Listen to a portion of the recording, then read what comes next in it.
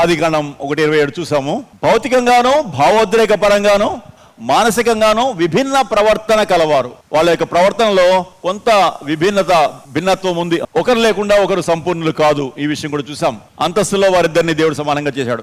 ఇప్పుడు భార్యాభర్తల్ని, స్త్రీ పురుషుల్ని దేవుడు వేరువేరుగా సృజించాడు.